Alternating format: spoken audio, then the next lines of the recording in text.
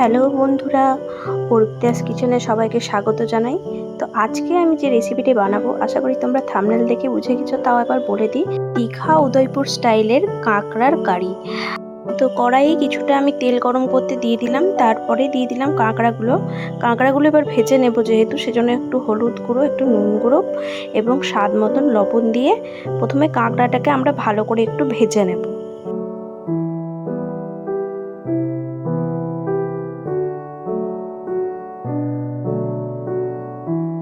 সামান্য একটু লাল লাল করে ভেজে নেওয়ার পরে এবার কাঁকড়াগুলোকে আমি তুলে নেব।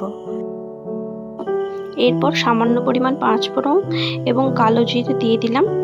যে তেলটাতে কাঁকড়া ভাজলাম, তো সেই তেলটাতে পেঁয়াজ আমি ভেজে নিচ্ছি। এই তেলটা দিয়েই আমি কিন্তু মশলাটা পুরোপুরি তৈরি করব। তো পেঁয়াজটা আমার একটু ভালো করে ভাজা হয়ে গেছে, এরপর আমি দিয়ে দিলাম কেটে রাখা টমেটো কুচি। তো এটাও ভালো করে প্রথমে তেলে ভালো করে নেড়ে নেবো, টমেটোগুলো যতক্ষণ না গলে যাচ্ছে। তারপর আমরা একটু মশলা যেটা বেটে রেখেছিলাম মিক্সিতে, আদা পেঁয়াজ রসুন, টমেটোটা যেহেতু কুচি করেই দিচ্ছি, তাই আদা পেঁয়াজ রসুনটা মিক্সিতে পেস্ট করে রেখেছিলাম, সেটাই দিয়ে এরপরে আমি এটাকে ভালো করে কষাবো।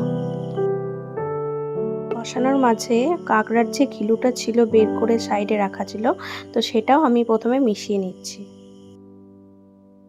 ভালো করে মশলাটাকে মিশিয়ে নিয়ে একটু কষানোর পরে এরপর কাঁকড়াগুলোকে দিয়ে দিলাম। এবার মশলার সাথে কাঁকড়াটাকে ভালো করে মিশিয়ে আমি এবার ভালো করে কষাবো। হাতের ডাঁড়াগুলো অনেক বড় ছিল, তো পুরোটা আমি করিনি, কিছুটা করছি। তো একটা ডাঁড়াকেই আমি, ওইটা যেহেতু অনেক বড় ছিল তাই ভালো করে ভেঙে নিয়েছিলাম, নয়তো ভেতর অবধি মশলা যাবে না। আমার মশলাটা ভালো করে কষানো হয়ে গেছে, এবার যাতে ভেতরের রসটা ভালো মতন বসে যায় তাই একটু করে করে ঢাকা দিচ্ছিলাম, আবার বের করছিলাম। তো বুঝতেই পারছো, দেখো ঢাকা দিয়ে দিয়ে করতে করতে কত সুন্দর রঙটা চলে এসেছে।